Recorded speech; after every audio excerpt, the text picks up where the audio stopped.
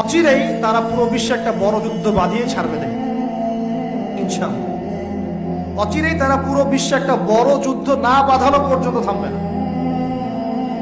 প্রথম বিশ্বযুদ্ধের পরে আপনারা ব্রিটেনকে দেখেছেন, সেকেন্ডটার পরে আপনারা আমেরিকার রাজত্ব দেখেছেন, দেখবেন যদি আরেকটা লাগে এরপরে আপনি ইসরায়েলের রাজত্ব দেখবেন। ওর ধ্বংস এত তাড়াতাড়ি হবে না, ওর ধ্বংস হবে এটা সত্য, এটা নিশ্চিত, কিন্তু এত তাড়াতাড়ি না। সে রুলিং স্টেট হবে এবং দাজ্জালকে নিয়ে সে পুরো বিশ্বটা শাসন করবে। কতদিন? নবীজি বলেছেন 40 দিন। কতদিন? প্রথম দিন হবে 1 বছরের সমান, দ্বিতীয় দিন 1 মাসের সমান, তৃতীয় দিন 1 সপ্তাহের সমান, বাকি দিনগুলো আমাদের দিনের মতো। এই শাসন না হওয়া পর্যন্ত কিয়ামত হচ্ছে না। আর এই শাসন ততক্ষণ হচ্ছে না যতক্ষণ মহাযুদ্ধ না হচ্ছে। আর মহাযুদ্ধ না হওয়া পর্যন্ত ইমামুল মাহদিও আসছেন না।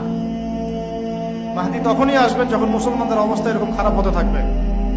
আর মাহদি না আসার আগে দাজ্জালও মানুষের রূপে বের হবে না। এখানে ওখানে যে আনাচে কানাচে মাহাদিগুলো বের হচ্ছে, এরা মাহাদি নয়। গোলাম আহমেদ কাদিয়ানিও দাবি করেছিল যে ও মাহাদি। ও প্রথম বলেছিল যে আমি মাহাদি, তারপর বলেছে আমি হচ্ছি ঈসা, তারপরে বলেছে মাহাদি ঈসা একই, আমি দুইটাই। তারপরে বলেছে আল্লাহর নবী, তিনিও নবী সাল্লাল্লাহু আলাইহি ওয়াসাল্লাম, আমিও নবী, নাউজুবিল্লাহ। তো ও দাবি করেছিল। আর আমরা জানি মাহাদি কথা বলবে আরবি ভাষায়, তিনি ফাতিমা রাদিয়াল্লাহু আনহার বংশধর থেকে হবেন। আর এই মাহাদি কথা বলতো পাঞ্জাবি ভাষায়, পাঞ্জাবি মায়ের সন্তান ছিল। এগুলো মাহদি নয়। মাহদি আসছেন না যতক্ষণ পর্যন্ত আপনি একটা বিশাল মালহামা না দেখছেন।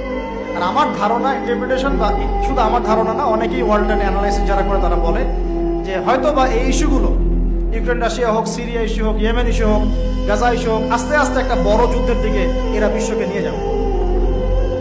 এই যুদ্ধগুলো এমনি এমনি লাগে নাই, এরা লাগায়, পেছন থেকে লাগায়। ওদের স্বার্থ কি? অস্ত্র বাণিজ্য। কি বাণিজ্য?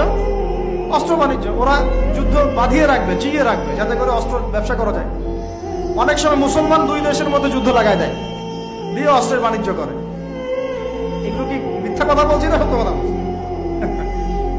সরাসরি বলছি ভাই, কিছু করার নাই। এখন সরাসরি না বললে তো দেরি হয়ে যাবে। এখন জানা উচিত আপনাদের বিষয়গুলো। তো আমাদের ইন্টারপ্রিটেশন যে এটা হয়তোবা চলে আসতে পারে, চলে আসলে পরে বিশ্বের অবস্থা কি হবে সেটা ভাবতে হবে আমাদের।